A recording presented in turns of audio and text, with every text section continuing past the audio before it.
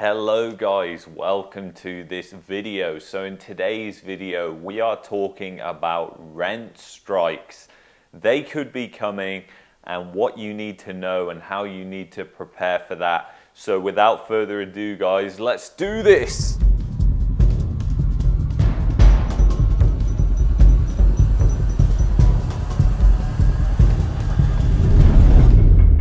Alright guys, welcome back. First of all, please click that like button guys. It helps push the video out to more people. I absolutely hate saying that, but I have to say it. And if you want to participate in our live streams, then please go down below, hit the notification bell and turn on all notifications. We have some great guests and great streams and I would love to see you participate in the chat. And if you enjoy this type of content, please click the subscribe button below and stay tuned for more videos. So guys, rental strikes. Why do I think that there could be rental strikes right around the corner? We are seeing right now significant consumer price inflation. Gas prices over $2.30 a litre, over $7 in some parts of the US. The amount of inflation has got to ridiculous levels and people are at their ends. Like I saw a post on Twitter this morning, somebody put that people at the pumps are just putting $20 in because they don't have the money to put any more in. And that's a very, very bad sign and bad news for the economy. And it's not just happening here in North America, it's a massive problem in Europe and the UK where I'm from, where energy prices have absolutely skyrocketed due to the government's response to the invasion of Ukraine. And that has meant it's put significant upward pressure on consumer prices, and we have to ask ourselves the question, whose fault was that? And it was in fact our governments putting the sanctions on, saying that they weren't going to buy the gas or the oil from Russia. And you know, we can bicker about whether that's right or wrong, and I don't want to get off topic, so we'll leave that one for another time. But the thing is, that has meant energy prices have exploded in Europe. But the thing is, this was happening way before Russia invaded Ukraine. So consumer price inflation was rising from last year, around April, May, it started to rise.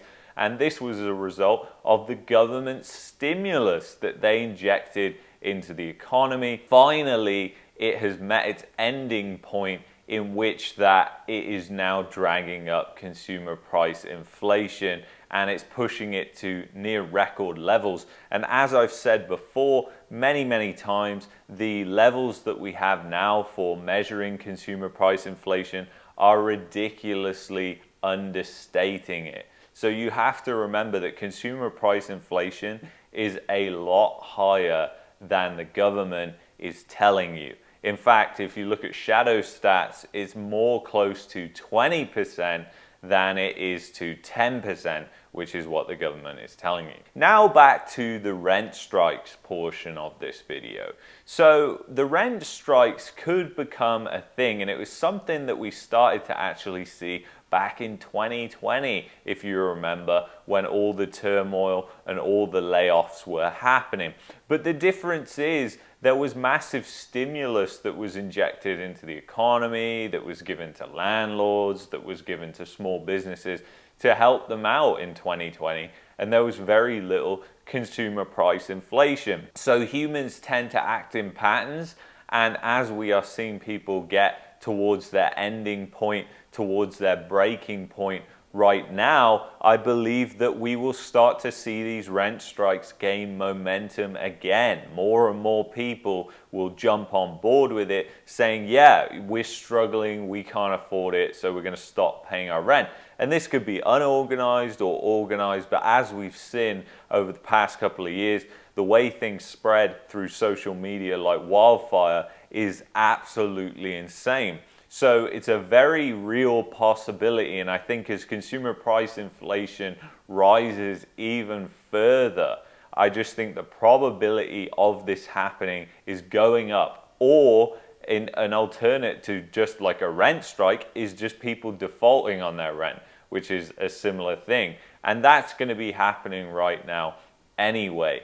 But the thing is, guys, what I want to tell you is, in my opinion, if you are duped and you think, you know what, maybe I should stop paying my rent or go on a rent strike and this starts to gain momentum, don't do it. And the reason being is that you're going to want to be in the best financial position for the future, and you're not going to want to jeopardize your credit, you're not going to want to jeopardize your references, because we're going to be heading into an environment shortly where the best qualified tenants are going to be able to get big discounts on their rent, because there will be such a small pool of qualified tenants to actually rent places.